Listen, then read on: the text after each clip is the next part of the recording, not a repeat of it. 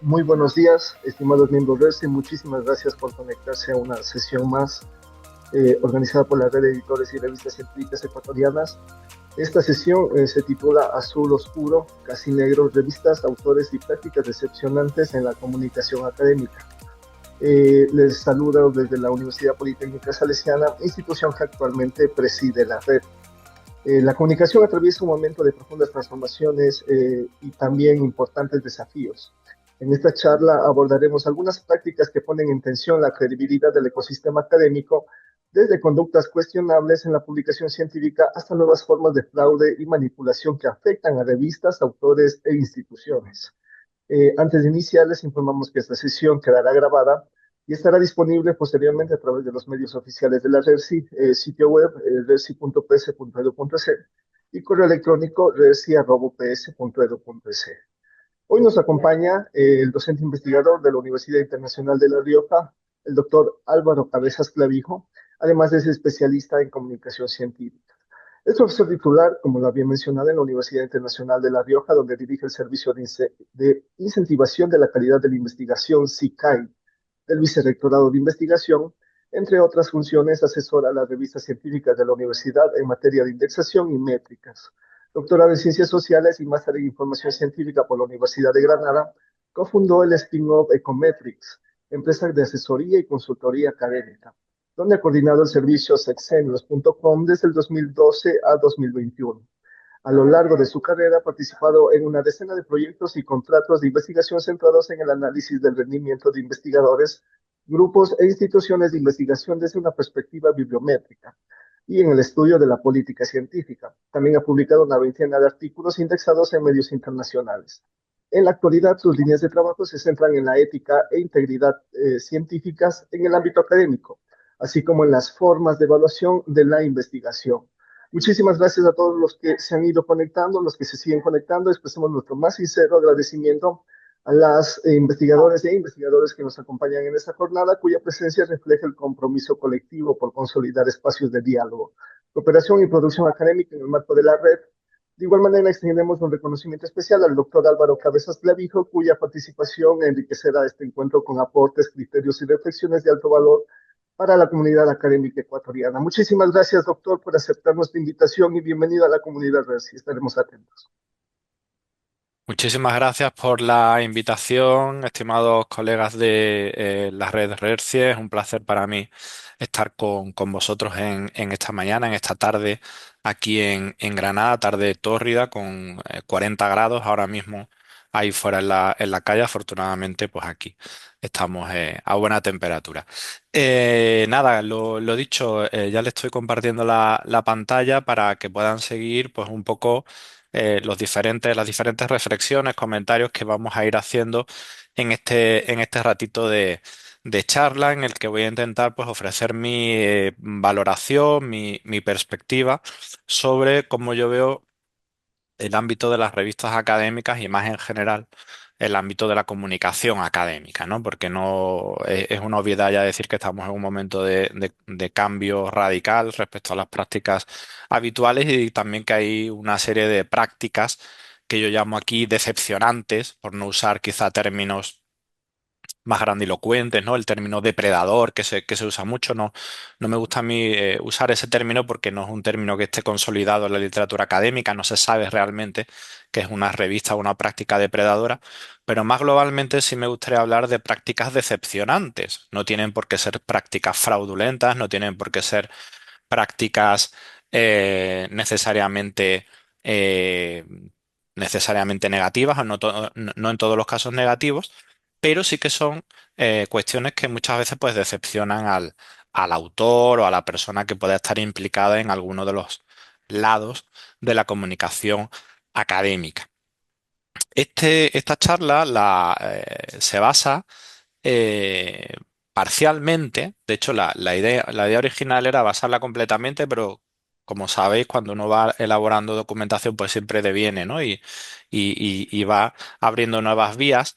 Se basa en parte en este trabajo divulgativo que lanzamos el año pasado, en 2025, donde precisamente acuñábamos este término, ¿no? De revistas decepcionantes, y aquí lo abrimos un poquito un poquito más. A partir de ahí, pues ya he ido un poco elaborando este guión y en la charla de hoy vamos a abordar principalmente estos cuatro bloques. ¿De acuerdo? En primer lugar, vamos a exponer un poquito cómo yo veo ahora mismo el sistema de publicación científica, que es un sistema que, como digo, ahí está probablemente al borde del colapso, por saturación.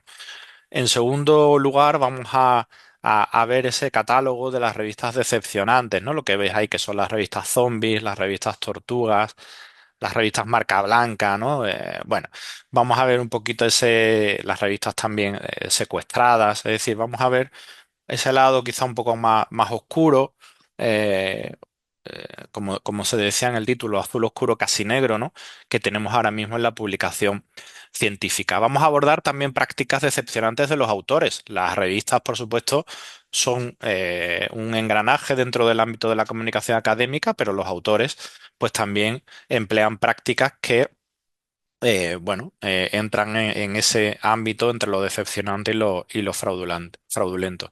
Y en cuarto lugar, pues un poquito de perspectiva o de futuro, ¿no? Hacia dónde vamos, qué podemos esperar de cara a futuro, si las revistas y los autores debemos cambiar, si las agencias de financiación y de evaluación de la investigación deben cambiar sus comportamientos, deben implementar nuevos procedimientos, deben innovar, pues un poco para intentar desatascar bueno, pues, este estadio de la publicación científica en el cual nos encontramos ahora. Básicamente, estos van a ser los cuatro puntos que voy a abordar en esta presentación y que se basan, además de la experiencia teórica que pueda tener, también pues, en mi trabajo diario, ¿no? Dentro de un servicio de evaluación y de incentivación de la investigación dentro de una universidad donde desarrollamos nuestras propias convocatorias, desarrollamos nuestros criterios y vemos pues, ciertos comportamientos pues, que nos parecen bueno, que a veces pues, hay que poner un poco de coto a ello, ¿no? En primer lugar, este bloque que he titulado El sistema de publicación al borde del colapso. Y esto se debe principalmente a tres factores, ¿no? A tres crisis que amenazan de alguna manera el sistema de ciencia y tecnología. Por un lado, por supuesto, todo el auge de la inteligencia artificial generativa. Desde que en 2022 se lanzó ChatGPT, bueno, pues este ámbito ha evolucionado una barbaridad y literalmente en cuestión de minutos o de segundos, una IA avanzada puede generar un manuscrito que aparentemente, ¿verdad?, guarda unos parámetros de calidad académica respetable. Tiene una estructura académica, tiene un texto que parece plausible, genera figuras, genera estadísticas y esto, de alguna manera, elimina, como digo ahí, entrecomillado, ¿no? El problema de escribir, porque con los datos adecuados, con los prompts, con las instrucciones adecuadas, pues realmente cualquier persona tiene a su alcance un asistente que puede generar un texto a partir de esa información o de esos datos que se le ofrecen a la máquina. Como se señala ahí, literalmente cualquier manuscrito hoy en día acaba publicándose en alguna revista del mundo, no en una revista top, por supuesto, pero con la perseverancia adecuada, cualquier trabajo acaba siendo publicado. Si es una revista del primer nivel, del segundo, del tercero, revistas bueno, de menor rigor, etcétera, pero prácticamente todo acaba publicándose en algún lugar. Y si no, como un preprint, ¿no? Como un trabajo que se difunda a través de repositorios en abierto, donde muchas veces pues, no hay control de calidad, ¿no? Control más allá de un control formal de que ese texto pues, tenga una apariencia académica. Por tanto, tenemos IAs avanzadas que más allá de que se inventen referencias bibliográficas o de algún detalle, que irá y que va, de hecho, ya puliéndose cada vez más, lo cierto es que trabajan, ¿no? Y ofrecen pues textos muy elaborados. En segundo lugar, el tema, hasta hace pocos años, como sabéis, el ámbito de la publicación científica estaba dominado por el ámbito anglosajón, ¿no? Porque países poderosos económicamente, con los medios de publicación, controlando todos los medios de publicación, en los boards, en los comités editoriales de las grandes revistas científicas, básicamente la mayor parte de los miembros del comité son también de países anglosajones o de países del primer mundo, países potentes científicamente. Por tanto, también se ha creado o se fue creando ahí pues una especie de élite, ¿no? De círculo de élite y, por ejemplo, pues las personas que no tenemos el inglés como primer idioma, ¿verdad? Pues siempre hemos encontrado más problemas que un nativo anglosajón a la hora de enviar un artículo o un trabajo a una revista de primer nivel en inglés. Eso hoy en día se suprime, la barrera del idioma prácticamente queda suprimida gracias también a la potencia de las inteligencias artificiales.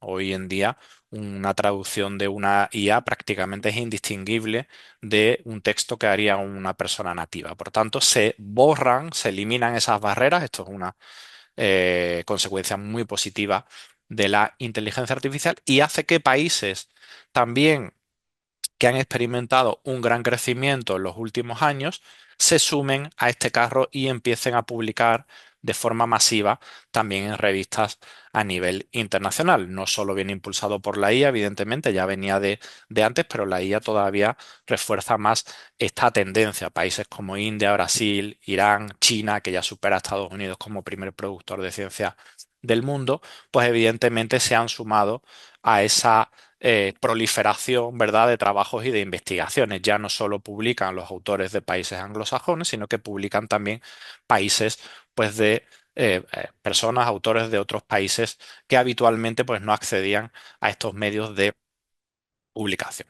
Y en tercer lugar, bueno, esto hace que aumente, ¿verdad?, el número de publicaciones que se incluye en el mercado de la publicación científica. Y en tercer lugar, otro aspecto muy importante es el tema de de las revistas en acceso abierto, de las revistas mega journals y de el hecho de que haya que pagar por publicar en muchas de estas revistas. Esto hace que las revistas tengan incentivos claros para aceptar más trabajos de los que aceptaban en su momento, ¿verdad? Antes teníamos una revista al uso, podía publicar 20, 30, 40 artículos al año, 100, 200, pero ahora mismo, luego lo veremos en la presentación, tenemos revistas que publican miles y miles y miles de artículos al año. ¿Por qué? Porque el coste de publicar un artículo, el coste de gestión, no hay papel, ¿verdad? Es solo espacio en un servidor, pues es muy pequeño, ¿verdad? Por tanto, las revistas tienen incentivos para aceptar más y más artículos. Esto hace, obviamente, pues que muchos autores piensen, observen que en ciertas revistas es más fácil publicar que en otras.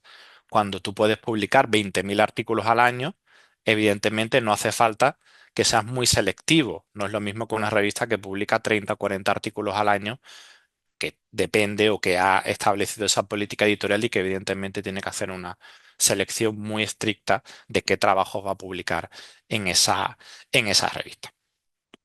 Fijaos, el gráfico que os pongo aquí alude al porcentaje de trabajos que emplean inteligencia artificial a lo largo de los últimos años, ¿vale? Si nos fijamos en la línea azul, la azul fuerte aquí abajo, vemos que prácticamente se ha incrementado. Ya en 2026 estamos aproximadamente en un 30% de trabajos que en más de un 70% emplean inteligencia artificial, según este estudio que tenéis enlazado en la presentación. Y el porcentaje de trabajos que no emplean IA, veis cómo ha ido descendiendo desde, bueno, desde el lanzamiento de ChatGPT y sobre todo en los dos últimos años, ¿vale? Prácticamente yo creo que ya todos los investigadores de una manera u otra usan inteligencia artificial a la hora de enviar un trabajo a una revista. Ese uso de la inteligencia artificial, por supuesto, puede ser adecuado, puede ser responsable, puede ser totalmente lícito o puede ser un uso inadecuado e inapropiado, ¿eh? Aquí no entramos en esa cuestión, pero es evidente que es una herramienta más que tenemos a nuestro alcance y que se está usando pues de manera masiva. Como digo, crisis uno, saturación de los revisores por el exceso de demanda. Todos estos motivos que os he expuesto aquí hace que el número, ¿verdad?, de manuscritos que llegan a las revistas científicas se haya incrementado de manera exponencial en los últimos años y evidentemente un manuscrito necesita ser revisado por al menos dos especialistas, por dos pares, antes de decidir o para decidir si ese trabajo es publicable o no. Por tanto, ¿qué ocurre con las revistas? Que no encuentran revisores adecuados para evaluar todos esos documentos que llegan a esas mesas editoriales. En segundo lugar, una cuestión que creo que quizá es menos conocida, pero que influye mucho en cómo se produce, cómo se realizan las investigaciones, es el modelo de financiación por proyectos. En la mayoría de países, los investigadores dependen de la financiación, del financiamiento externo, para eh, poder realizar sus investigaciones. Pero el modelo de financiación por proyectos también está mostrando signos de saturación. En este gráfico de la izquierda, abajo a la izquierda, que se publicó hace pocas semanas en Nature, se midió el aumento en el número de solicitudes de proyectos en diversas instituciones, agencias evaluadoras de la investigación, 12, si no recuerdo mal, en diferentes países del mundo. Y si os fijáis en el dato de 2025, en 2025 respecto a 2022, el porcentaje de solicitudes de proyectos había aumentado en un 57%. ¿No? Imaginaos el incremento tan grande y además la tendencia, ¿no? La tendencia y el aumento que se va a producir también en 2026 y en años posteriores. Evidentemente, este incremento en el número de solicitudes de proyectos es debido a que esos proyectos se redactan también con la ayuda de inteligencia artificial. Una IA, igual que nos hace un paper, nos hace una solicitud de proyecto. Aumenta el número de postulantes, ¿no? De personas que postulan a un proyecto y por tanto las tasas de éxito descienden. Es decir, va a ser, cada vez es más difícil conseguir un proyecto de investigación, porque lógicamente las partidas económicas no aumentan en el mismo grado, ¿verdad? Por tanto, estamos en este estadio en cuanto al modelo de financiación de proyectos. Ya tenemos agencias, bueno, que están revisando sus procedimientos y también hay algunos estudios que demuestran, este de abajo a la derecha que tenéis aquí es un estudio muy interesante, que demuestra que también aquellos proyectos que usan IA en su redacción, que ya prácticamente serán todos, tienen una mayor probabilidad de conseguir finalmente esos fondos, pero también se demuestra que esos proyectos, digamos que incorporan menos aspectos novedosos, son menos innovadores, sino que se basan en fórmulas pues ya establecidas. Por tanto, es muy interesante, ¿no? Ir viendo cómo cómo evoluciona todo este ámbito. Al final de la presentación volveré al tema de qué podemos hacer, ¿no? Con el tema de la financiación de proyectos, porque al final nuestras revistas científicas se nutren de trabajos pues, que han derivado de estas iniciativas y de estos proyectos financiados. En tercer lugar, el fraude.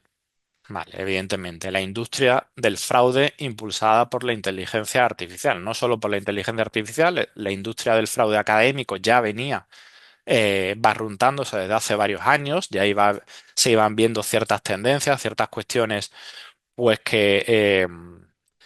que eran negativas, ¿no? Que eran fraudulentas, pero obviamente con la entrada de la inteligencia artificial, esto ofrece unas herramientas muy potentes a todo tipo de organizaciones para generar artículos, bueno, pues de todo tipo, ¿no?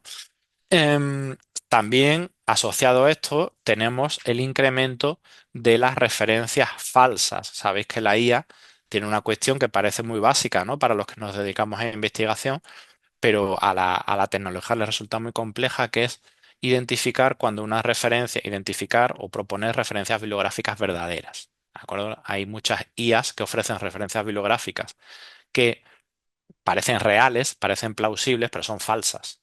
¿Vale? Es un título que sería perfectamente válido, pero son trabajos que no existen. Probabilísticamente serían verdaderos, pero son trabajos que no existen. Este trabajo reciente de Topaz también pone números a este fenómeno de las referencias falsas y creo que se explica por sí solo, ¿no? Veis cómo va aumentando el número de trabajos que tienen referencias falsas o referencias alucinadas a lo largo de los últimos años y a lo largo de los últimos meses, ¿no? Sobre todo este estudio también se publicó pues hace muy poquitas semanas. Evidentemente, un trabajo que lleve referencias bibliográficas falsas, pues implica que ha habido un mal uso de inteligencia artificial. Esos autores no han verificado estas informaciones o esas referencias que le ha ofrecido la inteligencia artificial y, lógicamente, pues son trabajos que quedan desacreditados, ¿no? Son trabajos que, pues, que pueden cometen, proporcionan información claramente falsa. ¿Irá esto a más? Pues seguramente sí, seguirá yendo a más durante un tiempo, pero en cuanto las IAs den ese saltito y ya puedan detectar estas cuestiones, pues entiendo también que esto volverá a caer. Aquí hay otro problema, que muchas veces la IA nos ofrece una referencia bibliográfica verdadera, pero se inventa lo que dice realmente ese trabajo, ¿no? No sé si habéis probado alguna vez a subir algún documento, algún artículo, un PDF incluso, y le dices que te indique qué dice ese trabajo, pero en relación con otra cuestión que tú estás abordando. Y la IA puede tender ahí también a inventarse el contenido para precisamente vincularlo con tu idea, ¿no? Vincularlo con tus líneas de investigación. Por lo tanto, hay que tener ahí también mucho cuidado, ¿vale? Incluso si estamos trabajando con documentos reales, le damos el texto completo, también ahí puede derivar y puede ser complaciente con aquello que queremos, que no siempre es lo que está diciendo el artículo. Bueno, aquí tenéis, pues lo dicho, algunas cuestiones relacionadas con el fraude, ¿no? Artículos íntegramente generados por inteligencia artificial, falsa revisión por pares, sobornos documentados a editores, suplantación de identidad, manipulación de cuentas de correo, manipulación de números especiales de revistas y, por supuesto, la irrupción de los paper mills o fábricas o granjas de artículos que son también, pues, empresas, intermediarios que te proporcionan artículos ya elaborados, ¿no? A cambio de un pago, ¿no? A cambio de un pago, pues te incluyen tu nombre en artículos que ya han sido elaborados. Y obviamente ese precio, ese pago que se realiza en contraprestación a ese artículo que va a llevar tu nombre, aunque tú obviamente no hayas hecho absolutamente nada, se tasa y tiene un precio en función de varios parámetros. Un trabajo donde tú quieras ir de primer autor es más caro que un trabajo donde tú seas el cuarto, el quinto o el sexto autor. ¿De acuerdo? Por tanto, la posición de firma es un parámetro que influye en el precio que cobran las paper mills por estos artículos y, por supuesto, el otro parámetro es el impacto de la revista. Una revista que esté situada en un cuartil o en una posición, en una base de datos de prestigio, será más caro comprar esa autoría que un trabajo pues, que esté en una revista de menor impacto. Por tanto, son cuestiones, como todo en la vida, pues tiene un precio, ¿no? Y un artículo se puede comprar, y no solo un artículo, una ponencia, citas, una patente, luego lo veremos también aquí, aquí lo tenéis, ¿no? En esta diapositiva precisamente hay cientos, miles de grupos en redes sociales donde todo esto se compra y se vende, ¿vale? Se intercambian, se compran autorías, se organizan lo que se llaman las granjas de citas, ¿no? Las citas cruzadas entre autores. Se venden paquetes de citas, coautoría o autoría de patentes, invención de patentes, ponencias invitadas, como he dicho, bueno, prácticamente todo se compra y se vende hoy en día en el mercado negro de la academia. También es verdad que es bastante fácil detectar al final este tipo de comportamientos o de patrones, ¿eh? Gracias a Dios tenemos herramientas tecnológicas, herramientas también técnicas que nos permiten muchas veces determinar en un grado razonable y ver cuando hay indicios evidentes de fraudes o malas prácticas. Tú, bueno, en bibliometría, ¿no? Yo soy del ámbito de la bibliometría. Bueno, pues cuando una persona pasa de una producción de un artículo al año, dos artículos al año, a 30 artículos al año siguiente, pues evidentemente hay patrones que son muy llamativos. Eso ocurre también con las revistas científicas, como vamos a ver luego. Por tanto, muchas veces simplemente aplicar sentido común y obviamente penalizar, castigar a aquellas personas que incurren en este tipo de fraudes. Bueno, expuesto un poquito el marco general, paso a relataros lo que he llamado un catálogo muy personal de las revistas decepcionantes. ¿De acuerdo? Algunas categorías son bien conocidas de las que vais a ver a continuación, de la taxonomía que vais a ver a continuación. Otras pues son un poco eh, ideas personales, ¿no? Que he puesto en el papel, sobre todo con la idea de intentar reflexionar y dar a conocer este tipo de fenómenos. Aquí tenéis, por ejemplo, en la imagen que he incluido, este es el perfil de una revista científica. ¿Eh? Veis que es un perfil completamente anómalo, ¿no? Una revista que tenía una determinada producción, aumenta rápidamente a partir de un determinado momento y Eh, a partir de este momento, que justo es cuando la revista es desindexada de Web of Science, que como sabéis es una de las bases de datos más importantes del mundo, pues fijaos lo que ocurre. La producción de esta revista cae en picado, ¿vale? Obviamente, bueno, pues son fenómenos que son fácilmente detectables a través bueno, de este tipo de técnicas. Como os decía antes, a mí no me hace especial ilusión el término de revistas depredadoras porque es un poco cajón desastre, ¿no? Y no queda claro cuál es la frontera. Hay quien dice, bueno, pues la editorial MDPI es una editorial depredadora. Otros dicen, no, tienen prácticas, bueno, un poco laxas, cuestionables, pero no llega al nivel de depredador. Otras piensan, bueno, MDPI pues hace las mismas prácticas que realizan otras revistas, ¿no? Que son, bueno, pues que van a volumen, ¿no? De publicación. Bueno, por tanto, no queda no queda claro. Aquí he incluido algunas características y yo creo que prácticamente, yo creo que todo investigador que se precie, que domine su ámbito, debe saber cuáles son las revistas legítimas, validadas en su ámbito de conocimiento, más allá de su nivel de indexación. No hablo de eso, hablo de que si tú eres un investigador en pedagogía o en derecho penal, pues debes saber cuáles son las revistas de tu ámbito, ¿no? Que son respetables y no dejarte llevar por cantos de sirena o acudir a revistas de las cuales no tienes ningún conocimiento. Aquí, sobre todo, mucho cuidado con personas que están en estadios iniciales de la carrera académica, ¿no? Que tienen poca experiencia, que precisamente pues son las personas a las que más puede afectar este tipo de cuestiones. Bueno, revistas depredadoras. Una variante de las revistas depredadoras son las revistas secuestradas. Aquí sí hay que tener, creo yo, un poco más de ojo porque sí que podemos ser engañados, porque lo que hacen las revistas secuestradas es clonar, imitar, suplantar a revistas legítimas. Y ojo, porque aquí efectivamente muchas veces la imitación es de bastante calidad, ¿eh? Por tanto, mucho cuidado, cada vez hay más, ¿eh? Aquí hay una base de datos que se llama Retraction Watch Hijacked Journals, que a día de hoy, lo he actualizado hace un ratito, recogía más de 450 revistas secuestradas, es decir, revistas que han visto suplantada su identidad o que su web ha sido clonada, ¿no? Aquí pongo algunas del ámbito latinoamericano, ¿no? Y iberoamericano, de Portugal, de México, de Brasil, de España. Em, y me atrevo un poco a predecir que cada vez van a ser más, ¿vale? Porque es muy fácil crear una web imitando a una revista, ¿verdad?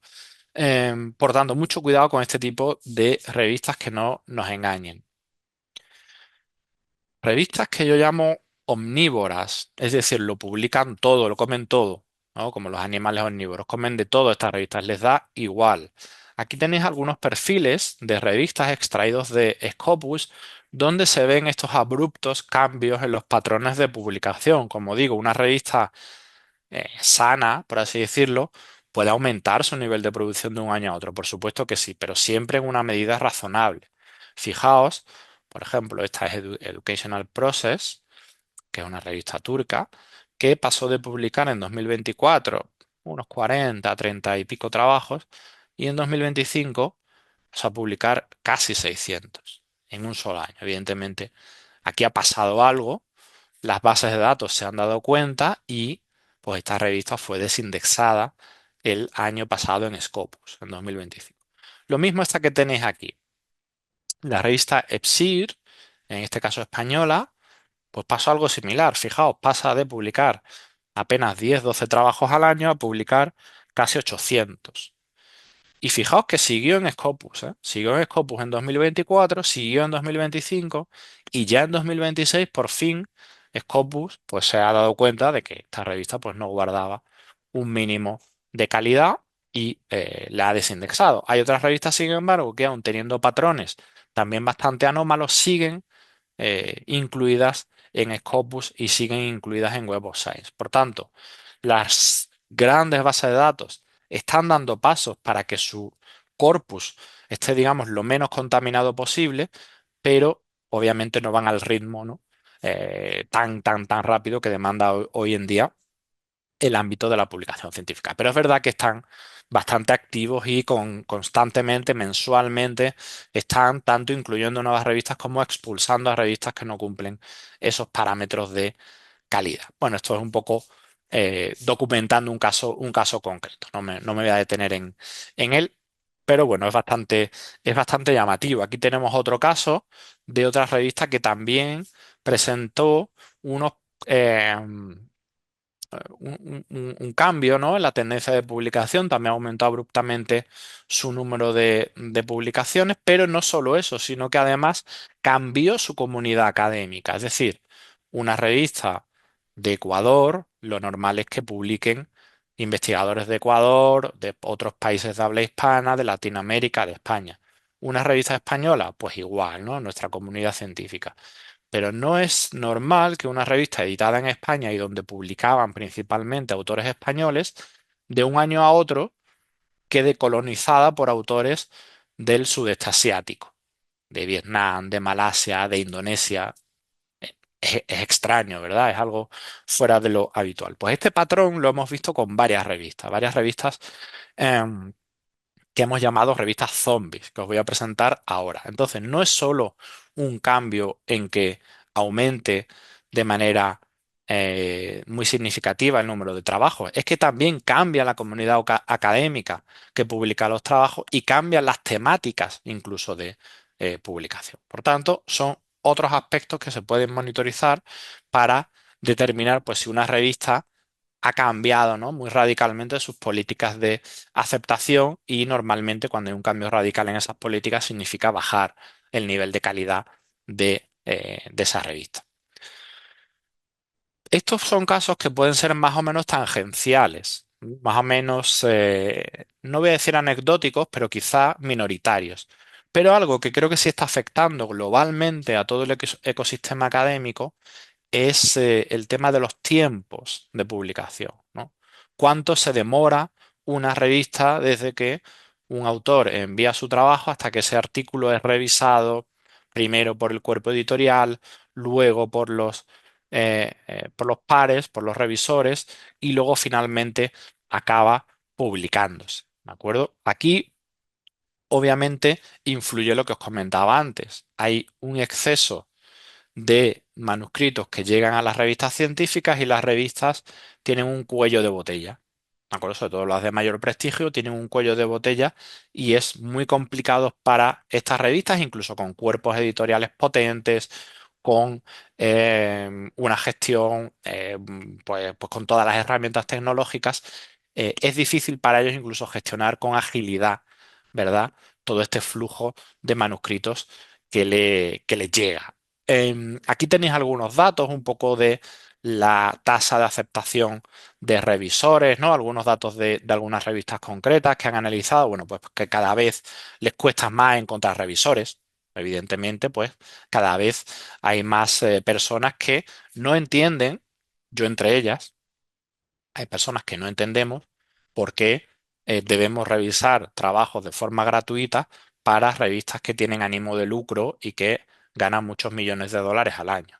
Yo este planteamiento me lo hago, y es evidente que muchas personas también, y que, bueno, no entienden, ¿no?, que no haya algún tipo de remuneración de alguna clase, porque al final el trabajo de los revisores es imprescindible para las revistas académicas. Hablo siempre de revistas con ánimo de lucro, porque entiendo que en revistas de sociedades académicas, revistas diamantes, revistas de universidades, eh, aquí aplica otra lógica, ¿no? Es la lógica de colaborar y de contribuir precisamente al propio ecosistema académico, ¿no? Lo que siempre se ha dicho de la comunidad académica, y bueno, de contribuir, igual que a nosotros nos gusta que revisen nuestros trabajos. Pero en revistas de grandes editoriales, ¿no?, donde hay lucro, que son la gran parte de revistas internacionales, pues evidentemente ahí parece lógico que uno se plantee hasta qué punto debe aceptar revisar, pues, para este tipo de editoriales, ¿no? Y poner algún tipo de límite, ¿no?, o algún tipo de criterio interno para decidir, pues, si revisa o no revisa para este tipo de revistas. Aquí tenéis los tiempos medios de las grandes editoriales científicas. ¿Cuánto tarda una revista o una editorial en promedio en revisar un artículo científico. Aquí veis que hay una revista que se aparta claramente, una editorial que se aparta claramente de las medias, que es MDPI, que tiene unos procedimientos de revisión hiper rápidos y en poco más de un mes de media, un artículo enviado a esa revista pues ha sido ya evaluado y eventualmente aceptado para publicación. Como veis, se aparta de un poco bueno, los valores medios, ¿no? Que estarían aquí en torno a 130, 140 días. MDPI, ¿por qué ofrece estas cifras? Por un lado, porque tiene unos sistemas de gestión editorial muy, muy eficientes. Son muy buenos haciendo esto. Pero por otro lado, porque acuden a revisores que no son realmente pares. Cuando hablamos de un par, de que un trabajo enviado a una revista lo debe revisar un par, significa que esa persona que revisa el trabajo debe tener el mismo conocimiento al menos que el autor para revisarlo, evaluarlo con rigor.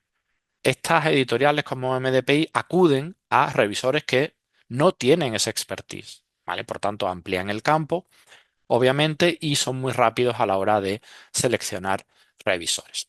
Y luego, evidentemente, bueno, pues aceptan revisiones muchas veces muy laxas que no se aceptarían en otro tipo de revistas. Esto es muy interesante, porque es un factor que cada vez influye más en la decisión de un autor de enviar un trabajo a una revista u otra, ¿verdad? Es un factor clave. Nadie quiere estar un año y medio esperando revisiones, esperando al editor, etcétera. Por tanto, es muy fácil, ¿verdad? Tomar la vía rápida, ¿no? Una vía que sabes que te van a evaluar rápidamente, normalmente, además de manera un poco laxa, y que tu trabajo, pues quizá en un mes, 2 meses va a ser publicado. Bueno, aquí elaboro un poquito más la argumentación que os decía antes, ¿no? De que quizá deberíamos hacer algo por cambiar la manera en que se remunera a los revisores. No significa un pago directo económico al revisor, pero quizás sí a través de entidades de gestión, de consorcios, ¿no? Y que de alguna manera eh, todo ese dinero que se le paga por parte de las universidades a las editoriales se devolviera de alguna manera, ¿no? De alguna manera, sobre todo a aquellas instituciones que colaboran en mayor medida en estos procedimientos de revisión por pares. Y ya que entramos en el tema económico, es muy interesante entrar a las cuotas, ¿verdad?, que cobran una gran parte de las revistas científicas. Hay revistas científicas que no cobran, son revistas diamante, no cobran, son de acceso abierto y no cobran por publicar, ni cobran al autor, ni cobran al lector, pero la gran mayoría de revistas internacionales, indexadas, etcétera, que aplican un modelo de acceso abierto sí cobran por publicar. ¿Vale? Las revistas híbridas, sabéis que no, en las revistas híbridas se puede pagar por liberar el artículo, se puede publicar sin pagar, pero en las revistas que son exclusivamente de acceso abierto, pues hay una cuota, ¿no? Se paga una cuota un poco por los gastos de gestión de la editorial, etcétera, etcétera. Bueno, esa cuota puede llegar a cantidades muy elevadas, muy elevadas. Ahora lo vamos a ver en la siguiente diapositiva, cuáles serían esas cantidades, pero algunas organismos de gestión de la investigación que habían fomentado el acceso abierto, le habían dicho a sus investigadores, los resultados derivados de estos proyectos se deben publicar en abierto. Perfecto. Las editoriales tomaron nota y evidentemente pues empezaron a cargar cuotas cada vez más elevadas. Pero ahora las entidades o gran parte de las entidades financiadoras han dado un paso, digamos, al lado y han dicho, oiga, no podemos seguir pagando estas cantidades desorbitadas a las grandes editoriales de la edición científica. Tenemos que eh, topar precios o directamente prohibir que nuestros investigadores paguen a las revistas académicas. Esto se está planteando ahora mismo en diversas entidades en Estados Unidos, en Reino Unido, en China, en Suiza, ¿de acuerdo? Se están tomando medidas bastante radicales para revertir esa situación un poco endiablada en la cual gran parte de los fondos de investigación realmente no se emplean para investigar, para comprar materiales de laboratorio, para investigaciones, sino que se emplean en pagar la publicación, ¿no? Por tanto, bueno, afortunadamente se está poniendo de alguna manera coto a esa, bueno, a esa escalada de precios, ¿no? que se había producido. Fijaos, esta lista creo que es muy significativa. Son las revistas más caras del mundo, ¿vale? Las revistas más caras del mundo. Fijaos lo que es pagar casi 10.000 euros, aquí aparecen euros, en publicar un artículo. Parece increíble, ¿verdad? Me parece un dispendio de fondos públicos o de fondos privados, me da igual, pero parece un dispendio totalmente desproporcionado. Si os fijáis en en las revistas que más cobran, pues veis que son todas de la casa Nature, ¿no? De la editorial Nature, que aparece destacada, y también de la editorial Cell, ¿no? Que son, bueno, dos de las grandes editoriales a nivel mundial. Estos datos los he tomado de este dataset, ¿vale? Aquí tenéis la fuente de datos, que el dataset es de 2024, es decir, puede haber subido un poco en los últimos años. Fijaos, hay aquí algunos cálculos también que nos dicen cuánto debería costar un APC, ¿no? Cuánto habría que pagar, bueno, pues para cubrir los costes de producción, los costes editoriales, los costes tecnológicos. Y fijaos que se ha estimado que no debería estar más allá de los $1.000 por artículo, ¿vale? Sin embargo, aquí tenéis lo que realmente cuesta de media un APC, una cuota, hoy en día en una revista científica, ¿vale? Más del doble de lo que se debería cobrar. Evidentemente, estos son beneficios para estas grandes editoriales. Como las grandes casas editoriales saben que no todo el mundo puede pagar 10.000, 8.000, $6.000 por una publicación, pero si todo el mundo necesita publicar en revistas internacionales para avanzar en su carrera académica, dijeron, bueno, vamos a abrir el mercado. ¿Para qué voy a tener solo Nature si puedo tener 20 o 30 revistas de la familia Nature, ¿verdad? Pues otras editoriales, como por ejemplo Springer o Routledge, han hecho algo similar, y es que han lanzado series o colecciones editoriales a precios, digamos, más asequibles. Es decir, hay una serie de revistas nuevas que se lanzan, por ejemplo, la serie Discover que tenéis aquí, que tienen el sello de Springer, ¿no? Tienen el márchamo de calidad de esta editorial, pero a unos precios mucho más ajustados que los de las grandes revistas académicas. Lo mismo con la serie Cogent de la editorial Routledge, ¿de acuerdo? Y realmente estas series lo que vienen a competir es en el mercado de MDPI y Frontiers. MDPI basa su éxito no solo en ese peer review laxo, en esa publicación rápida, sino también en que cobra unas cuotas de publicación relativamente bajas en comparación con otras grandes editoriales, y además ofrece una política, por ejemplo, de descuentos, ¿no? O sea, esto como en los grandes supermercados, ¿no? Llévese dos y pague uno, ¿no? O la segunda unidad al 50%. Pues esto es algo parecido. Si tú haces una revisión para MDPI, pues MDPI te da un voucher, te da un vale descuento de un 10% en tu publicación. Por tanto, ojo, tienes incentivos para revisar para ellos, por eso son tan rápidos también, y para luego publicar con ellos. Por tanto, comercialmente es una gran estrategia, hay que reconocerlo. Bueno, pues como digo, otras editoriales están lanzando esta serie de revistas para competir en esta gama, ¿no? En esta serie. Y muchas veces lo lanzan como una oportunidad para nosotros, para los países de habla de no inglesa, ¿no? Para España, para Latinoamérica, para países asiáticos, etcétera. Lo lanzan como un tema de diversidad destinado al sur global. En estos editorial boards, en estos comités editoriales, ya suele haber más diversidad, ¿no? Ya no solo hay autores de universidades anglosajonas, sino que hay un poco más de variedad, y un poco lo venden de esa manera, ¿vale? De alguna manera, no sé si consciente o inconsciente, se están estableciendo también como rangos, ¿no? Como categorías, ¿no? Si tú eres anglosajón de un país anglosajón, puedes publicar en nuestra revista Top, pero si eres de un país no anglosajón, pues también tienes esta otra opción, ¿no? Más asequible, con unos controles de calidad, con personas de tu país en el editorial board, ¿no? Por tanto, hay unos mensajes aquí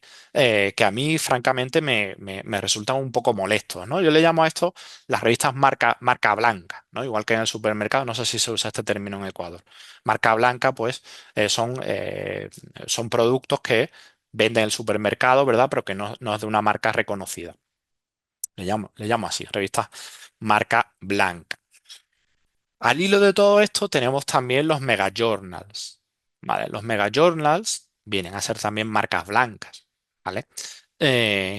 Y su principal activo o el principal atractivo para un autor es que tienen igualmente una revisión por pares que es bastante relajada, ¿no?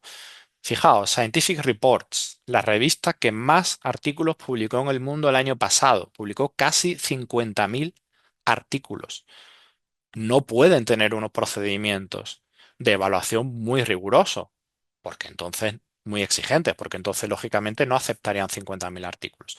Son megajournals, además genéricos, es decir, Scientific Reports, lo mismo publica un trabajo de ciencias naturales que de química, que de historia, que de arqueología, ¿vale? Publican de todas las áreas de conocimiento. Fijaos, casi 50.000 artículos a un APC medio, ¿no? De casi 2.000 euros. Pues podéis hacer el cálculo, ¿no? De los ingresos, de la facturación de estas revistas solo por cuotas de publicación, ¿no? Y aquí tenéis también la evolución de estas revistas. Siempre ha publicado, como veis, bueno, desde el año 16, 17 ha ido publicando más de 20.000 artículos al año, pero es que ya en 2025, fijaos que se dispara, bueno, como os digo, cerca de los 50.000, ¿no? Una absoluta barbaridad. Bueno, y aquí tenéis también pues el listado, ¿no? de otras mega journals pues que publican un número de artículos brutal, ¿no? 20.000 artículos casi plus one, casi 14.000 IEQ Access. Bueno, aquí tenéis un montón de revistas. Fijaos que nosotros estamos viendo que ya hay autores, ya hay departamentos que no publican si no es pagando. Es decir, mm, se ha establecido un poco esa idea de que para publicar hay que pagar. ¿Eh? Entonces, muchos departamentos, ya os digo, vemos esta tendencia. En España lo estoy viendo, por ejemplo, en el ámbito hospitalario, departamentos clínicos, ¿no? Donde toda la publicación es en revistas de Open Access, revistas vía dorada, donde hay que pagar por publicar en ellas. Y, bueno, de alguna manera, a mí me parece que eso pone en cuestionamiento también, pues, la calidad de esos departamentos, ¿no? O su capacidad para generar ciencia de primer nivel. Todo esto viene también impulsado por los llamados acuerdos transformativos. Hay muchas entidades que firman acuerdos con las grandes editoriales, con Springer, con Elsevier, para poder publicar en sus revistas, ¿no? Y que el autor pues no tenga que abonar de su bolsillo 2.000 o 3.000 dólares por artículo, sino que eso queda cubierto por la institución, ¿no? La institución paga, por ejemplo, al Elsevier por acceder a su catálogo, por poder leer, que los autores de la institución puedan leer el catálogo, puedan leer sus revistas o gran parte de ellas, y también para publicar, pues a lo mejor 20, 30, 40 artículos al año de manera gratuita en sus revistas. ¿Vale? Son acuerdos muchas veces que se gestionan de una manera muy agresiva por parte de las editoriales, ¿eh? Pero, bueno, al final son esos acuerdos transformativos que también generan una inequidad muy importante entre aquellas instituciones que tienen acuerdos y aquellas que no lo tienen, lógicamente, ¿vale? Las personas, los autores que están en instituciones con acuerdos transformativos tienen mayor facilidad para acceder a determinadas revistas y para publicar en ellas. Es muy evidente y puede generar también malas prácticas como la autoría regalada, ¿vale? La autoría regalada, espera, que la voy a pasar, lo tenéis aquí, ¿vale? La autoría regalada, es decir, hay una evidencia muy limitada, como digo aquí, de esta práctica, pero es evidente que puede haber acuerdos entre investigadores de entidades que no tienen estos acuerdos transformativos con otras que sí lo tienen para colaborar, ¿no? Es decir, yo te meto en mi paper, tú no has hecho nada, pero yo te meto en mi paper porque tu institución tiene un acuerdo transformativo y vamos a poder publicar de manera gratuita en esta editorial, ¿vale? No, obviamente no es nada ético, pero es evidente que esto se está dando y se puede dar cada vez más, sobre todo en editoriales pues, que tengan pocas posibilidades de financiación, ¿no? Para publicar en este tipo de revistas. Como digo, de momento evidencia muy limitada, pero es evidente que esto está pasando. He comentado antes algo también, el tema de las revistas zombies, voy a ir un poquito más rápido porque ya estoy casi agotando el tiempo, pero el tema de las revistas zombies es un poco lo que os decía, revistas que han ido cambiando su comportamiento, revistas que eran respetables, por ejemplo la revista Comunicar, que era una revista muy respetada en el ámbito de la comunicación y de la educación en el ámbito latinoamericano, y que tras su venta a un grupo británico, pues empezó a publicar trabajos irrelevantes, a aumentar sus tasas de APC, problemas en la maquetación, problemas en la comunicación con autores, temáticas ajenas a la revista, etcétera, etcétera. ¿Vale? Esto es lo que bueno, son características, como veis aquí, que pueden hacernos pensar que una revista ha cambiado radicalmente sus políticas de publicación, sus políticas de aceptación y que por tanto son revistas que, aunque eran rigurosas, aunque eran formales, aunque eran de calidad, dejan de serlo, ¿eh? Y muchas veces esto lleva además a la desindexación de grandes bases de datos como Scopus o Web of Science. Bueno, os comento también algo de autores, aunque quizá más rápido como os lo decía, ¿no? Vemos algunas prácticas que son también pues quizá poco rigurosas, como por ejemplo la recensión endogámica de libros, ¿no? En humanidades, sobre todo ciencias sociales, la recensión de libros, sabéis que es un marcador, ¿no? de calidad. Bueno, pero habría que ver también hasta qué punto puede haber colisión o conflicto de interés en este tipo de casos. Es algo que estamos empezando a investigar también ahora, a ver si detectamos pues algún patrón o algo que pueda ser aplicable a nuestras revistas. Vemos también con preocupación cómo comunicaciones a congresos se hacen pasar como capítulos de libro, donde los congresos cobran una cuota u otra según dónde se vaya a publicar luego esa ponencia, se le cambia el título, se modifica algún aspecto para hacer pasar un 2 por uno, como os decía antes, un 2 por uno. Tienes tu ponencia y tienes además tu capítulo de libro, ¿no? Y hay muchas editoriales, incluso de prestigio, que están colaborando un poco en este enjuague o en este blanqueamiento de ponencias a congreso. Un congreso es importante, tiene su sentido, nos ayuda a conocer gente, a hacer vínculos, pero no puede ser equiparable a una publicación en una editorial, ¿no? Un volumen colectivo que tiene pues otro tipo de controles de calidad. La autoría de proximidad también, ¿no? Hay veces que, sobre todo en ciertas áreas donde pues vemos estas prácticas endogámicas, ¿eh? Autores, un colectivo, pues que digamos que entre ellos se gestionan la publicación de libros colectivos o incluso de números especiales de revista, ¿no? Vemos números especiales de revista, números monográficos, donde realmente están repletos de trabajos del propio editor invitado o de colegas de universidad. Fijaos, pues a esto le han dado un nombre muy curioso que es el de PIS, ¿no? Hay unos investigadores que han cuantificado este fenómeno y han determinado que una gran parte de los trabajos publicados en números monográficos son publicados por el propio editor del número especial o incluso por sus colegas, ¿no? Esto le llaman números PIS, ¿no? Sería el acrónimo en inglés de Publish in Support of Self, ¿no? Publicar en apoyo de uno mismo, ¿no? Como una auto publicación. Es una práctica, como os digo, bueno, que creo que no es adecuada, ¿no? Y bueno, la revista sí es adecuado emplear números especiales, ¿verdad? Números monográficos, números temáticos, porque eso puede ser un impulso al impacto de la revista, pero sí deberíamos tener unos ciertos controles para evitar que eso sea, pues, el chiringuito, ¿no? O el circo del propio editor invitado. Por tanto, creo que deberíamos impedir, las revistas deberían impedir también estas malas prácticas. Y ya para acabar, mi última reflexión, hacia dónde vamos, simplemente pues tres ideas, ¿vale? Tres ideas para evitar este futuro, ¿no? Evitar que este futuro sea negro eh, mejor que siga siendo azul oscuro, pero que no llegue al negro, ¿no? Bueno, tres aspectos. Refuerzos de ética e integridad por todas partes, por parte de los autores, por parte de instituciones, por parte de revistas. Valoración de otro tipo de resultados.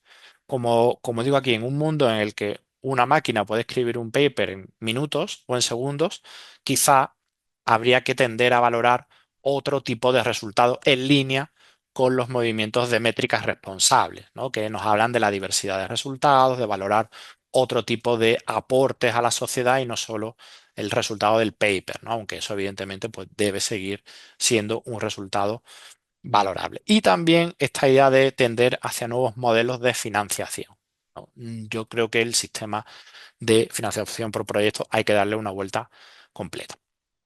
Estas tres ideas, fijaos, refuerzos de ética e integridad.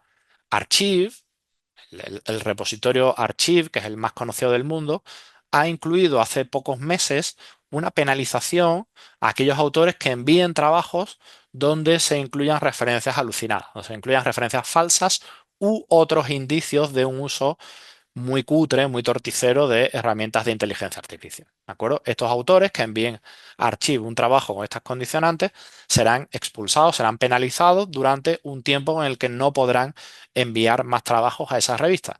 A mí Archive me da igual, pero creo que es exactamente este modelo lo van a implementar las grandes editoriales. Es decir, si tú envías un trabajo a una revista del Elsevier y se detecta plagio, uso inadecuado de IA, es muy plausible un futuro en el que esta editorial prohíba a ese autor enviar trabajos durante un tiempo determinado. ¿De acuerdo? Es muy factible. De hecho, lo veo muy probable a corto plazo.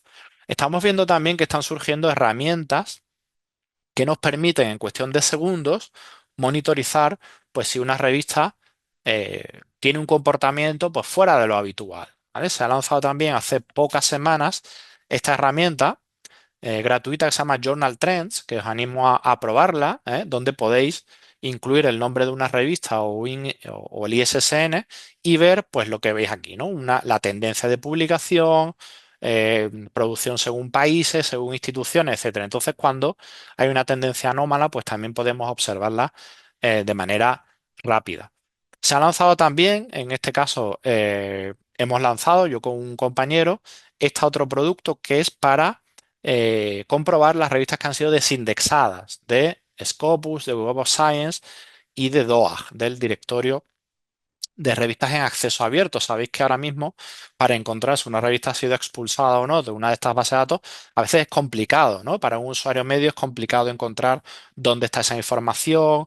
Entonces, bueno, hemos lanzado esta herramienta que permite de una manera muy sencilla pues hacer una búsqueda también por país, por área de conocimiento y en cuestión de segundos pues puedes saber cuántas revistas hay desindexadas de Colombia, de Ecuador, de Perú, de España, de Italia, de cualquier país, según bases de datos, etcétera. Y también finalmente tenemos este producto, lo que llaman los frameworks de integridad y ética, como el que ha lanzado Scimago, el Scimago Iris, que monitoriza en este caso a nivel de institución, a nivel de universidad, pues si la universidad, si la entidad cumple con estos criterios de ética e integridad científica a través de 9 parámetros. Muy interesante este producto también Iris. Si no lo conocéis, os animo a que lo probéis porque nos da una información muy valiosa también para la gestión interna de las instituciones. Penúltima diapositiva, valoración de otros resultados, pues lo he dicho, diversidad, datasets. Fijaos, preparando la presentación, quería hablar por ejemplo, de los data papers, que puede ser una forma de difusión de la investigación, ¿no? Los trabajos donde se describen datasets. Y, por ejemplo, en Latinoamérica solo hay una revista de datos que publique data papers, que es esta, Latinoamérica Data in Science.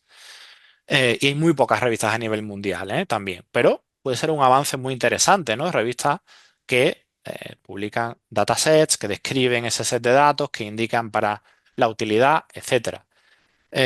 Publicar, por supuesto, código, software, para que se pueda ser reproducible y valorar otras formas de difusión de la investigación.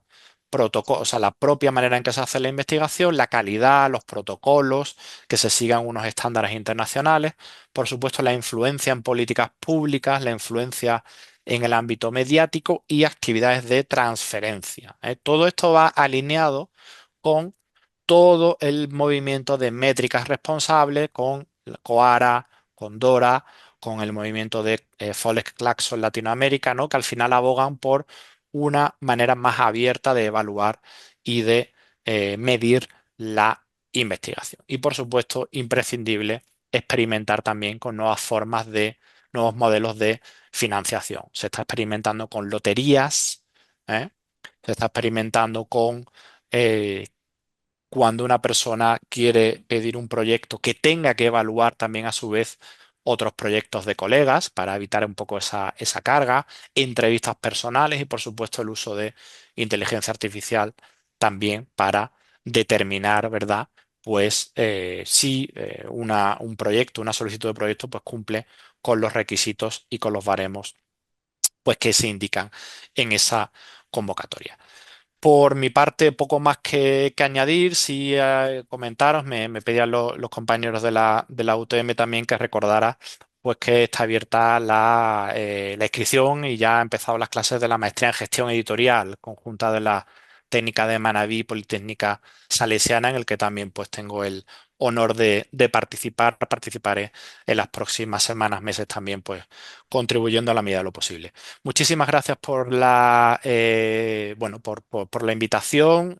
Perdón también por haberme extendido un poquito más del tiempo que me ha dado el moderador y nada, a vuestra entera disposición para dudas, inquietudes, comentarios, todo lo que queráis. Muchísimas gracias, compañeros.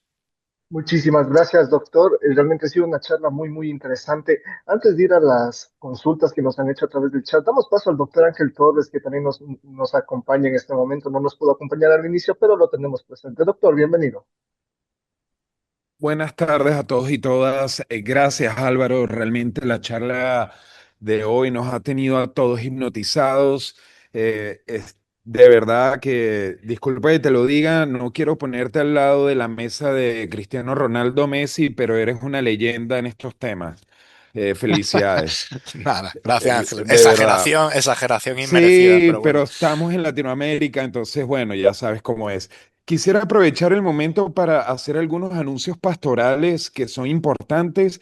Primeramente, Catherine Solórzano, que nos está acompañando hoy en la sala, editora de la revista RTS Poll. Celebraron los 50 años de esa revista, la decimoprimera revista Scopus del Ecuador. Entonces le mandamos un gran cariño desde Rercie.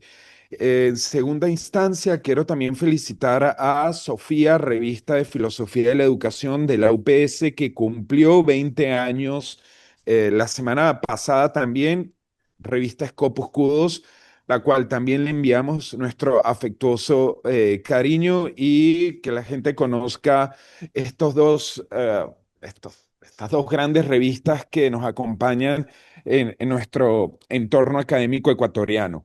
Bien, continuando, quisiera igualmente precisar dos cuestiones igual de importantes. Número uno, mencionarles que el 22 de septiembre en la UTE tendremos nuestro encuentro RERCIE. Por favor, ese evento específicamente es gratuito, ¿vale? Va a ser todo el día el 22. Hay sorpresas, hay souvenirs, hay invitados especiales muy potentes. Queremos verlos allí presencialmente. Luego, del 23 al 25 de septiembre es el evento CREX, que va a ser igualmente en la UTE.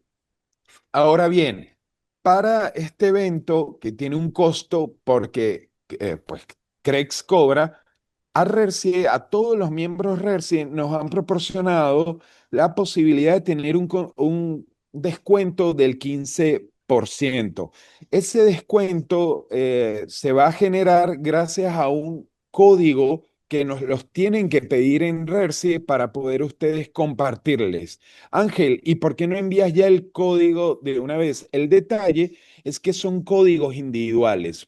Cada persona o cada editor que quiera ir al evento nos escribe, nos pide el código y se lo enviamos inmediatamente, menos sábados y domingo porque descansamos.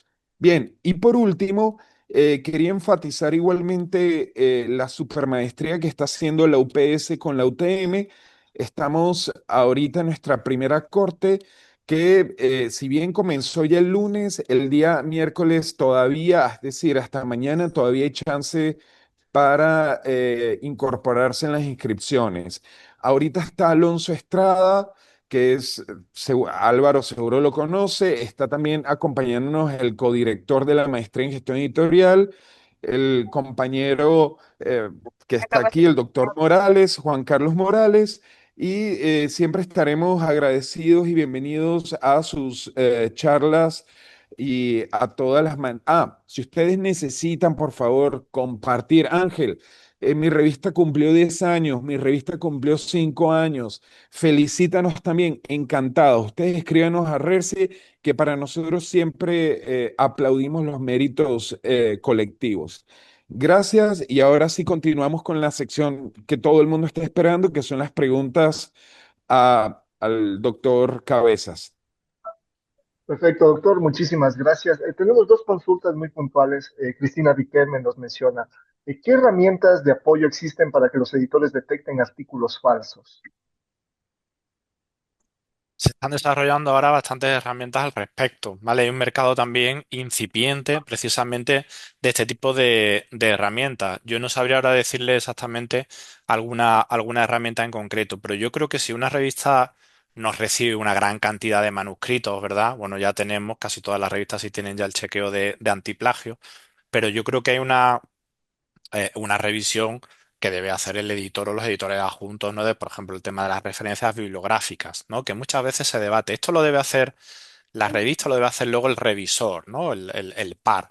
Yo creo que esto es una verificación que debe hacer la revista científica. Hay herramientas que ya permiten hacer una verificación de un número determinado de revistas de manera gratuita, de un número de referencias de manera gratuita, ¿de acuerdo? No es una comprobación difícil si se reciben pocos manuscritos. Evidentemente, si se gestionan muchos, pues algo más farragoso.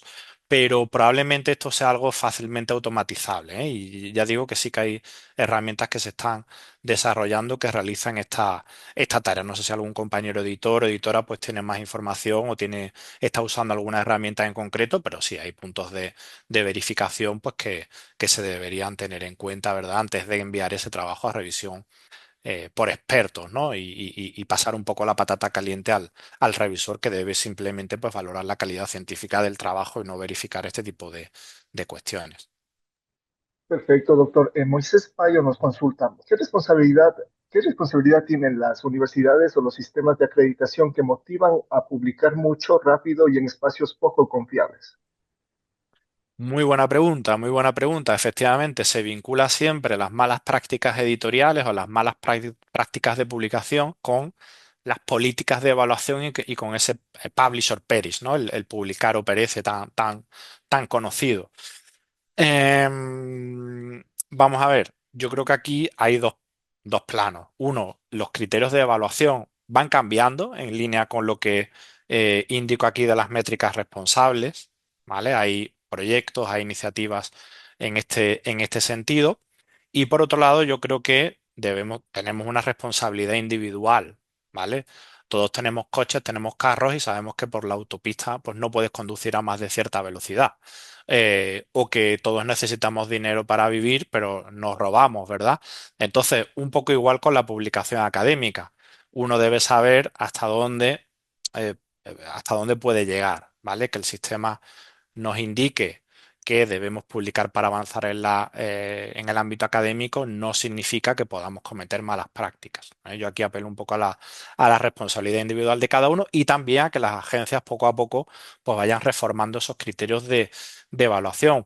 Por ejemplo, pongo un ejemplo, ¿vale? De España, que es el caso que mejor conozco. Antes, para acreditarse, para llegar al nivel superior en la carrera académica en una universidad española, en el ámbito de la química o de la medicina, se necesitaban más de 100 publicaciones en revistas indexadas en Journal Citation Reports. Más de 100 publicaciones. Esto ha cambiado y ahora, para acceder a ese nivel superior, lo que se le pide a la persona que lo solicita, al postulante, es que presente un máximo de 20 contribuciones. ¿De acuerdo? 20 contribuciones. Es decir, ya no se pide tanto cantidad como era antes, sino, oiga, usted ha publicado muchísimo o poco, me da igual, pero indíqueme solo un máximo de 20 aportaciones, que no tienen por qué ser solo artículos, pueden ser actividades de transferencia, contratos con empresas, eh, obra artística, por ejemplo, en ámbitos donde esta cuestión es importante, libros, capítulos de libros. Es decir, hay una valoración, primero, no tan basada en la cantidad, sino más en la relevancia de esos trabajos y además se valora la diversidad, todo en línea con los criterios y los preceptos de Coara. Yo creo que esta línea es positiva y debería seguirse por parte de otras instituciones, pero por supuesto, como digo, también la responsabilidad individual de cada uno, pues de no cometer trampas, ¿no? Que siempre, bueno, pues, parece muy básico, pero yo creo que ahí también tenemos una responsabilidad y un tema ético muy, muy importante y que debemos cumplir con ello. Perfecto, doctor. Por cuestiones de tiempo, vamos a pasar a las dos últimas consultas, comentarios. Jonathan Cano Bedoya dice, gracias, estimado. Yo he notado que las revistas están considerando no solo el APC, sino también cobrar una tasa por recibir el artículo, la cual no es reembolsable o descontable. Sí, sí, sí, efectivamente, Jonathan. Hay revistas editoriales que están ya cobrando no solo por lo que es la submisión, ¿no? El envío a la revista para que ese trabajo ya pase a revisión editorial, ya hay que pagar una tasa, efectivamente. Son medidas, evidentemente, que lo que intentan es desincentivar que se envíen trabajos de poca calidad, ¿no? Yo creo que esa es la razón de ese tipo de tasas. No es algo todavía extendido, ¿eh? Se está imponiendo en alguna editorial concreta, pero no es algo que esté extendido en todas las editoriales. Y yo creo que sobre todo tiene ese fin disuasorio, disuasorio. Al final, lo que os digo, una revista que gestiona 100 manuscritos al mes lo va a hacer más ágilmente que una revista que con la misma capacidad, con el mismo personal, gestione 1000 manuscritos al mes. Por tanto, es una medida también de agilizar los trabajos que realmente puedan tener una calidad suficiente. No me parece bien, por supuesto, esta tasa, pero tampoco lo veo del todo descabellado desde ese punto de vista de la gestión editorial. Perfecto. Tenemos un comentario de Cecilia Osuna Lever. Dice, en una ocasión antes de mandar un artículo a una revista para su evaluación, lo pasamos por revisión de plagio, etcétera, y nos salió un porcentaje, aunque no muy alto, de positivo al uso de IA, pero no se usó IA. ¿Cómo los autores podemos argumentar a los editores de las revistas cuando hay falsos positivos? ¿O qué criterios tienen los editores para estos casos? Bueno, ahora mismo lo que se está comentando es que los detectores de IA son muy poco fiables. Cometen muchos errores y efectivamente se puede dar el caso que comenta Cecilia, de que nos dé un alto porcentaje de uso de IA cuando realmente no se ha usado la inteligencia artificial. Pero la escritura, el tipo de escritura sí se parece, ¿no?, al que generaría una IA generativa. Por tanto, creo que el argumento es ese. Los detectores ahora mismo de IA no son fiables, por tanto, pues no estamos de acuerdo con esta decisión, ¿vale? Eso por un lado. Por otro lado, las revistas, ya yo creo que todas las revistas deben ser conscientes de que todos los autores usan o van a usar inteligencia artificial en alguna parte de ese trabajo para mejorarlo de alguna manera. Un ejemplo que os pongo, ¿vale? Un ejemplo que os pongo de un artículo que hemos enviado recientemente. Cuando el manuscrito ya estaba hecho, dijimos, bueno, vamos a pasarlo por una IA que nos actúe de revisor. Y antes de enviarlo a las revistas ya nos indique puntos débiles del trabajo, con la idea de mejorarlo antes de enviarlo a las revistas. Es decir, tú puedes usar la IA de muchas maneras. Esto me parece una manera, por ejemplo, muy razonable para mejorar el trabajo antes de enviarlo y que tú ya sepas un poco por dónde pueden ir las orientaciones o las sugerencias de modificación de esos revisores, ¿no? Es como usarlo a tu favor, mejorar bueno, el tema de la traducción, el tema del estilo. Todo eso es evidente que nos sirve muchísimo, es muy, muy útil. Otra cosa es que le digamos a la IA directamente que nos genere contenido, ¿no? Eso, evidentemente, va a ser un uso no razonable. Pero, bueno, creo que nos tenemos que adaptar también a estos tiempos y debemos tener unas políticas razonables y transparentes de uso de IA. No he entrado en ese aspecto, pero como sabéis, muchas revistas ya también tienen políticas de uso de IA, de desglosar de qué manera se ha usado y de ser transparente en este sentido, ¿eh? Por tanto, yo eso lo recomiendo también a los editores. Si no tenéis esas políticas implementadas en la revista, pues que también lo incluyáis en las instrucciones a autores para que no haya ninguna duda y sea todo transparente y sobre todo de cara al final al lector, ¿no? Que sepa efectivamente si se ha usado IA y de qué manera se ha usado en ese trabajo. Perfecto, doctor. Y tenemos una última consulta de la doctora Jenny Pontón. Dice, estimado Álvaro, ¿qué sugieres realizar para identificar artículos realizados con IA? ¿Crees que los programas que identifican el uso de IA como Turnitin son útiles? No, es un poco lo que hemos comentado en la anterior respuesta. Los programas ahora mismo que se usan no son fiables y por tanto, hasta que sean más fiables, lo podemos usar de manera interna, pero siempre con esa precaución de que es probable de que los resultados no sean fiables. Por tanto, deberíamos aportar alguna otra evidencia para, pues, por ejemplo, rechazar un artículo en función de ese parámetro, porque ya os digo que puede dar falsos positivos. Perfecto, doctor. Por cuestiones de tiempo dejamos la charla hasta ahí. Esta ha sido la sesión en azul oscuro, casi negro, revistas, autores y prácticas decepcionantes en la comunicación académica. Nos acompañó el doctor Álvaro Cabezas Clavijo, docente investigador de la Universidad Internacional de La Rioja y especialista en comunicación científica. Doctor, muchísimas gracias. Quizás quisiera hacer algún comentario final o invitación final a la comunidad RERSI. Nada, muchísimas gracias por vuestra presencia, mucho ánimo con las revistas, mucho ánimo con la labor de edición, que sé que es una labor dura, muy poco valorada. Y bueno, el hecho de que haya cada vez más revistas de Ecuador indexadas en base a datos internacionales demuestra que se está haciendo muy bien, muy buen trabajo, así que os animo a continuar en esta línea y quedo a vuestra disposición siempre que lo necesitéis, requiráis para, bueno, ayudar o, bueno, daros mi opinión sobre estas cuestiones que siempre son muy, muy relevantes. Muchísimas gracias por la invitación y por el apoyo. Perfecto, doctor. Muchísimas gracias a usted. Esta ha sido una sesión más organizada por la red de editores y revistas científicas ecuatorianas. Se viene el CREX 2026, se viene el cuarto encuentro RERSI. Toda la información estará en nuestro sitio web rersi.ps.edu.es y a través de nuestro correo electrónico rersi@ups.edu.es. Muchísimas gracias, doctor. Ha sido un gustazo y que tengan un excelente día. Pasen muy bien. Chau, chau. Muchísimas gracias, un abrazo fuerte. Chao.